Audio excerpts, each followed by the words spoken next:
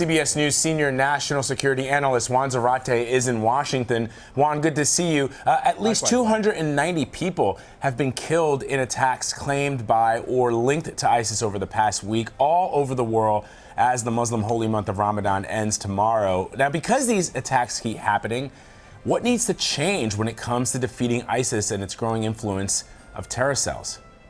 Well, the wave of attacks is actually remarkable given the scope and reach and, frankly, the coordination. The attacks we just witnessed in Saudi Arabia, 3 coordinated attacks in a country that has cracked down on terror networks in the past, is rather remarkable. I think there are a couple things that need to happen, Vlad. First and foremost, ISIS is a group that has used its safe haven to not only attract fighters, but to animate this global movement. And we've got to finally do away with the so-called caliphate. They have a capital in Raqqa from which they are operating these external cells. They run and have occupied for more than 2 years the second largest city in Iraq. Think about that, Vlad. In the post-9/11 era, a global terrorist organization launching all these attacks sits and controls the second largest city in Iraq. That, to a certain extent, is unacceptable. And to the extent that they control cities like that or cities like Sirte in Libya, they're going to be able to not only recruit fighters, but also then launch operatives outward. And this isn't new. This is something they've been planning and plotting for at least a couple of years. And this explains why they have cells and operatives in places like Europe. They've inspired people in South Asia, and they're able to operate in countries like Saudi Arabia, which are very tightly controlled. You know, I was surprised when I heard about the attacks in Saudi Arabia, but I was really shocked when I heard about the attack on Medina, which is the second holiest city for Muslims. It seems like that would be an anti-Muslim thing to do. Can you explain why a group like ISIS, though they haven't claimed responsibility for it, a group like ISIS would target such a holy site? Well, you're right. This group seems to be anti-Islamic in a lot of different ways. They're attacking in Muslim-majority countries like Turkey and Bangladesh. They're attacking near holy sites like Medina. But this is a group that not only sees itself as sort of the vanguard of Muslims around the world, but it sees itself as an enemy of a number of players in the Islamic world, to include the Saudi kingdom. And the rulers who are the keepers of the holy mosques, the 2 holy sites of Islam in Saudi Arabia. This is a group that doesn't recognize that legitimacy.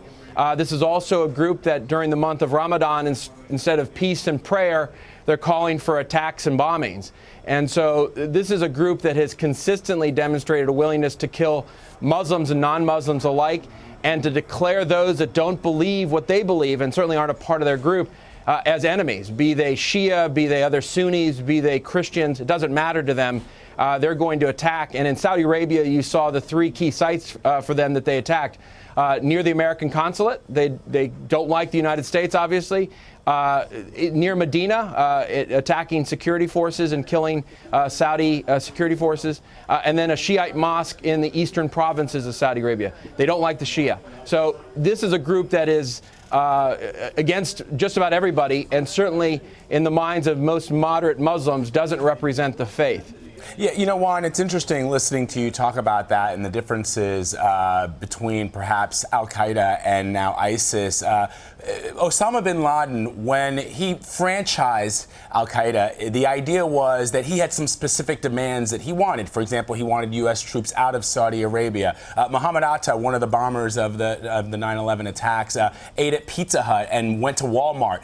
In other words, doing secular things, whereas the Islamic State, as you're pointing out right now, is, in their minds, very, very Islamic, almost sort of ancient Islam that they practice. And in that regard, are we seeing that movement is part of why they've been able to recruit so many people, the idea that they're doing away completely with secular ideas and going back to what they consider to be a pure form of the religion? You're right, Vlad. That's part of their appeal. It's a puritanical view of Islam, their lifestyle. Also, the fact that they've been able to establish this physical space, this so-called caliphate, has drawn on the mythology and history of Islam in a very powerful way for many people. And their message has been quite consistently that if you want to be a good practicing Muslim, you have to come to the Islamic State and practice. This is where Islam is being practiced best. This is where Sharia is applied most purely.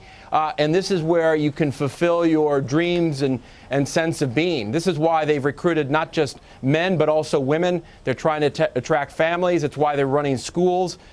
This is a movement that sees itself as generational, not just a movement that's here to launch particular terrorist attacks. And so we've got a problem on our hands because this is a group that has grown over time, attracted adherents from around the world, and whether it's in the physical world or online, has been able to attract followers to its violent cause. But Juan, if so, we're running them out of Fallujah. We're continuously hitting them with airstrikes. If we are able to dislodge them from Raqqa, again, taking away more of their territory, can we expect to see more of these attacks, these individual attacks all over the world, or will we see less? Well, it's a great question, Vlad, and I think this is a big debate among counterterrorism analysts at this point. I happen to think we've allowed this group to fester and gestate enough that they've not only attracted the 40,000 foreign fighters that we know about, but perhaps even more. And a lot of those individuals have gone back to their home countries or elsewhere to prepare to attack. And so I think there's going to be a long tail to this where the operatives that have gained military experience, that have been trained by ISIS, that have been told to go back and wait or to attack in place when they're ready, those operatives are out there. They're in Turkey, they're in Europe, they're in South Asia, they're in the Gulf.